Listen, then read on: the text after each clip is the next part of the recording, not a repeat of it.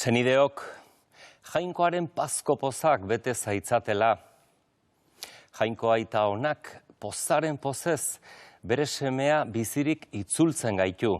Une oro eta kristauok pozerren seinale gara mundu honen erdian. Zeren Jesus jaunaren piztuerak dena aldatzeko gaitasuna duen. Ez soilik gure etorkizunari buruz dugun itxaropen hori, baizik eta gaurko eta bertako egoerak aldatzeko ere indarra baduelako. Maiz leporatu digute kristau hori gure erlijioa erabat espirituala izanik ezer gutxi duela mundu hau eraldatzeko. Eta bai, onartu beharra daukagu gure fedeak erabilera txarra izan duela noizbait. Eta erlijioa historiatik ihes egiteko tresnea ere izan dela inoiz. Akatsak eta mugak onartzen ditugu, nola ez.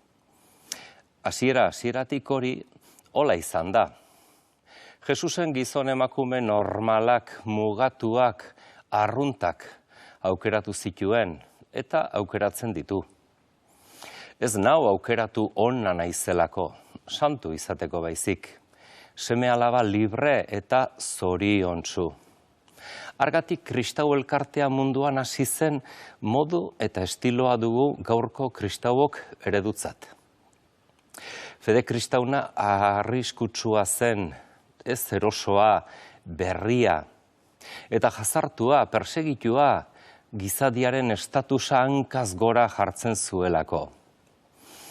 Aurrerantzean giza ezberdintasunak ez ziren gatazkarako aitzakia, batasun berriaren tresna baizik. Hala da, Erromatar inperioko boteretsuek jende eta herriengan kontrol estua zuten.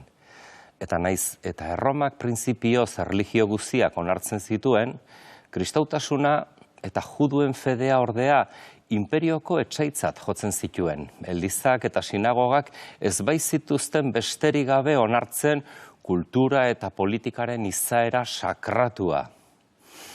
Beraientzat enperadoreak eta estatuak ez zuten jainkozko mailarik. Giza erakunde soiltzat jotzen zituzten. Eta Israel menperatuak mesianismo politiko batean zuen jarria bere uste osoa. Salbatzaile indartsua, gerraren jainkoaren isla, goiko askatasun ezbairik gabekoa, erabatekoa, etsaien suntsitzailea zuten buruan judu agintariek. Eta Jesusen taldetxoak bere aldetik bestelako eredua eta bidea jorratzen hasia zen. Apostoloen eginak liburua gure kristau elkartearen lehen pausuen kronika dugu. Bertan egoerak modu gordinean azaltzen dira. Naiz eta gu ohitu garen azaltzen diren istiluetara. Eliza txikiaren ez erosotasuna nabari da pasadizo bakoitzean. Hala azaltzen zaigu gaurko irakurgaietan. Jerusalemen, Jesusen pazkoak kinka larrian utzi du judutarren instituzio erlijioso guztia. Romako imperioarekiko ekelibrio zaila, hainbat odolaren ordainez lortua, Galilear talde txiki hau iraultzeko prest dagoela diruri. Baina guk ez dugu arkeologia edo historia hutsa egiten irakurketa honekin.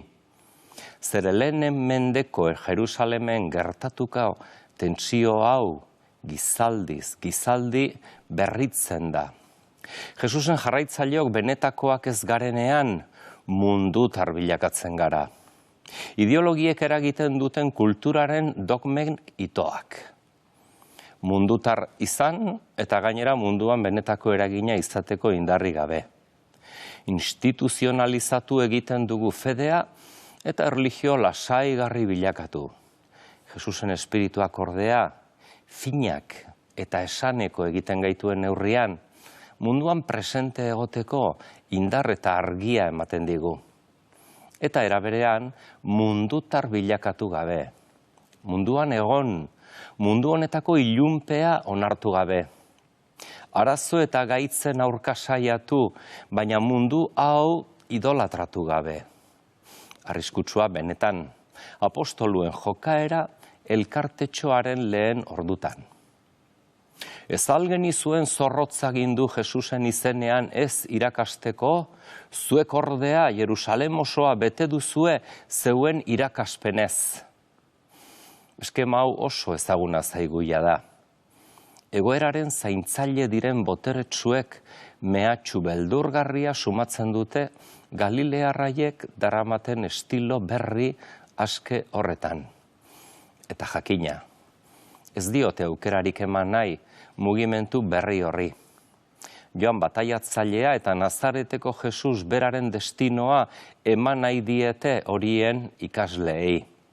Eta orduan eta orain, fedearen erroa garbi azaltzen da egoera zailetan. Kristauok ez dugulako mundu honetako errorik, gure iturburua goitik eskainia izan zaigu. Eta geu gara ondare horren zaindariak. Argatik ausardiaz, erantzungo dute amabiek tenpluko agintari nagusiei. Jainkoaren esana egin behar da lehenik, ez gizakien esana. Jainkoak berak piztu du, zuek hil zenuten Jesus, geu eta espiritua gara guzi horren testigu. Senideok, hauxe hasieratik eta munduaren amaiera fedudun erantzun tinko eta zehatza. Ez norberaren indarretan errotzen den arrokeria zesana, postasun utxean errotzen den maitalearen gozotasunez esaten den erantzuna. Gizon emakume guztion helmuga goiko Jerusalem dugu. Eta lurronetan erromes gara, ez jabe, zerbitzari, ez nagusi, arrotz, ez bertako. Hala oparitzen digu jainkoak zeruan hemen eta orain bertan. Zein harina den zama hau, zein leuna bete behar hau. Kristauak, denen senideak, denen zerbitzuan, denen salbamenerako. Poz horretan murgil zaitez senide, bake eta on.